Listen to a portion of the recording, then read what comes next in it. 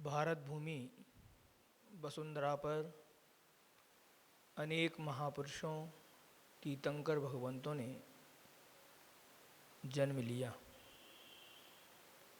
उनके जन्म से पृथ्वी पवित्र हुई। अन्य दर्शन में महापुरुषों का जन्म दुष्टों के संहार के लिए होता है,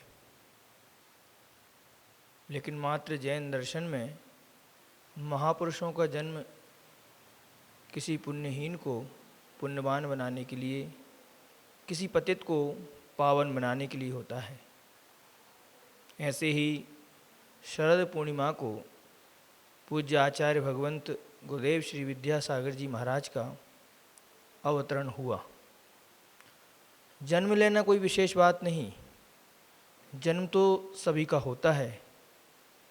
जन्म मरण की यह संतति अनादिकाल से चली आ रही है। विशेष बात तो यह है कि उस जन्म की उपयोगिता क्या हुई। अगर इस संसार में आपने जन्म लिया है तो आपकी सार्थकता क्या रही, यह आपके पूरे जीवन काल पर आधारित होता है। पूरे आपके जीवन काल के कार्य पर से समझ में आता है कि आपने उस जन्म लेने का से आपके और आपके समाज में और आपके धर्म पर क्या प्रभाव पड़ा। पूज्य गुरुदेव के जीवन की सार्थकता और पूज्य गुरुदेव के जीवन को समझना है कि उन्होंने अपने अवतरण को सार्थक किया है।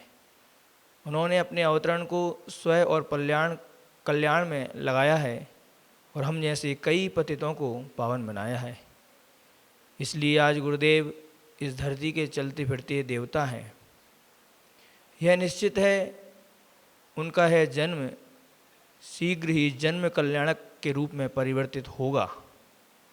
उन्होंने धर्म के साथ साथ देश और समाज के कल्याण के लिए भी कार्य किए हैं। लगभग इन 75 वर्षों में उन्होंने साधना के उस शिखर को तो छुआ ही है, साथ साथ में अहिंसा, परोपकार, स्वावलंबन, शिक्षा, चिकित्सा, गोरक्षा जैसे अनेक कार्यों को भी आयाम दिया है। वैसे तो जैन दर्शन में जन्म जयंती का कोई स्थान नहीं, फिर भी हम तो यही भावना भाते हैं कि यह जन्म जयंती जन्म कल्याणक के रूप में परिवर्तित हो। पूज्य गुरुदेव के पावन चरणों में कुछ चंद शब्दों के साथ कुछ समर्पित है। दीर्घायु हो पूर्णायु हो आप चिरायु हो, आप चिरायु हो।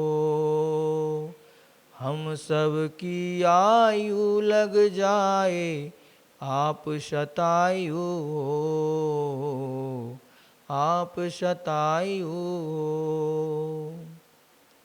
शाश्वत हो शासन गुरु तेरा, शाश्वत हो शासन गुरु तेरा, शरण भी शाश्वत हो। मेरे चारों धाम के तीरथ विद्यासागर हो। मेरी श्रद्धा मेरी भक्ति मेरे गुरुवर हो। मेरे चारों धाम के तीरथ विद्यासागर हो। मेरी श्रद्धा मेरी भक्ति। जय बोलो महावीर भगवान की जय।